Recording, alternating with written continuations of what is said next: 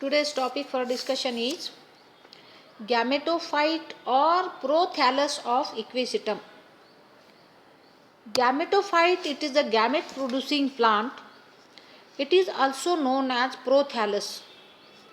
Let us see all the details of prothallus of equisetum.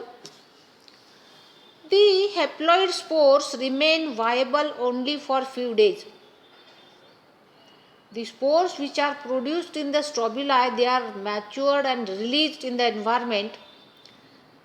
These spores remain viable for few days and they germinate immediately to produce a dorsiventral thallus-like gametophyte. After germination of spore, a gametophyte is developed. Gametophyte means gamete producing plant. The gamete producing plant or gametophyte, it is also known as prothallus. Okay, the prothallus generally found in moist, shady places, and the equisetum is homosporous because it produces only one type of spores, hence it is called homosporous. It has been suggested that it shows a slight degree of heterospory. It produces two types of prothalli, namely monoecious and dioecious. Some prothalli produces both the gametes and some prothalli produces only one type of gamete, male gamete, that is archegonia, or female gamete, male gametes, that is antheridia, or female gamete, that is archegonia. Spores germinating under unfavorable conditions usually are dioecious and form male prothalli. The monoecious prothalli are protandrous. A mature gametophyte or prothallus is formed of two well differentiated regions. They are basal region, it has a basal region which is cushion shaped, non-chlorophyllous. Chlorophyllous is absent in the cushion shaped structure or the basal region of the prothallus, and the upper region of the prothallus, it is branched and the cells contain chlorophyll. The basal region is massive, very thick, formed of a number of layers of compactly arranged cells. From the lower surface of this region develops a number of rhizoids which are unicellular.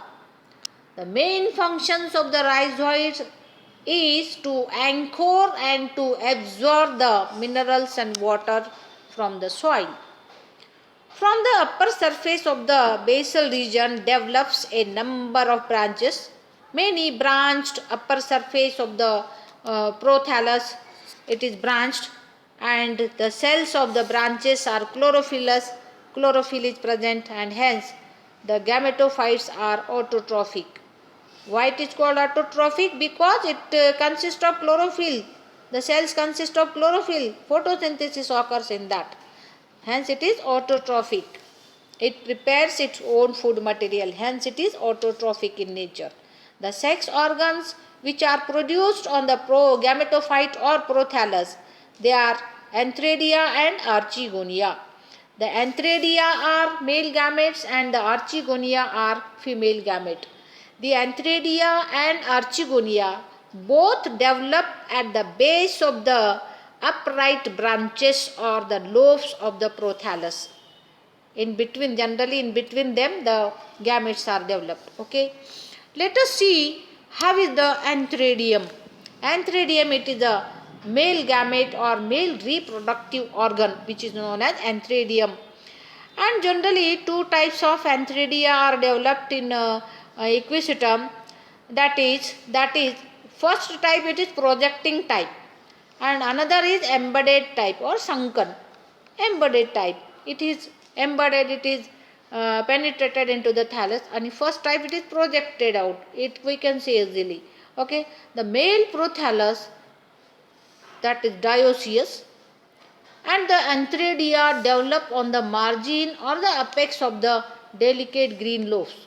Okay, antheridia, this is the male gametes, which are produced, which are developed on the margin of the aerial branches. The antheridia are projecting type, while in case of normal monoecious or bisexual prothalli, the antheridia develop in a marginal, while in case of normal marginal meristem which has stopped producing upright branches. The antheridia in this case are sunken.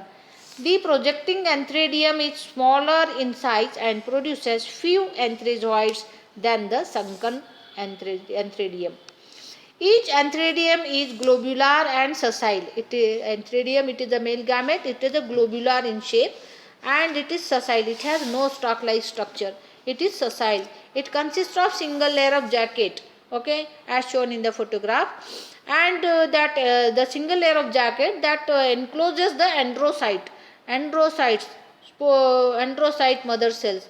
Androcyte that get converted, that after maturity they get converted into antherozoids. The photograph of antherozoid is shown in the slide.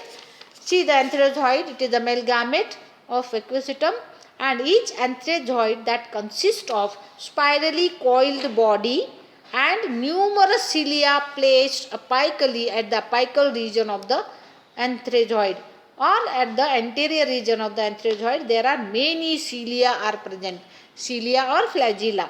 The cilia or flagella, these are the hair-like structures which helps in movement of the antheridium. Next, let us see the details of female gamete or archegonium of equisetum. Okay. The archegonia are formed on normal prothalli in the meristematic region. On the prothallus where the highly dividing tissue is there, at that region the archegonia are developed. At the early stage archegonia point downwards, but later it due to the development of lobes they point upwards. Okay, and this is the photograph shown in the slide.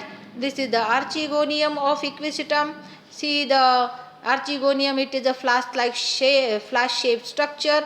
Egg nucleus is there which is placed in the globular region and which is large. It consists of large nucleus.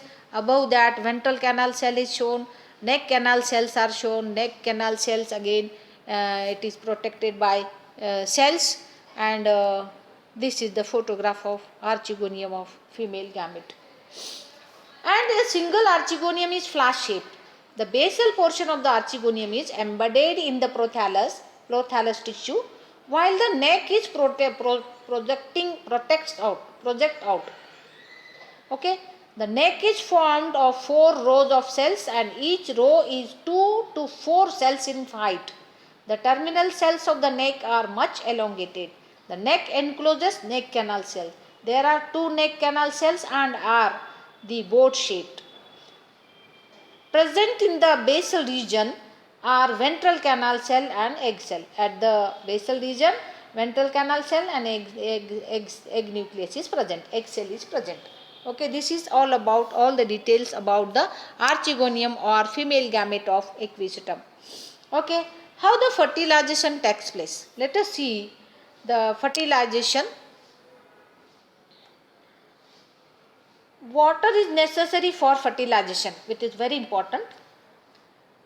Water is necessary for fertilization. What is fertilization?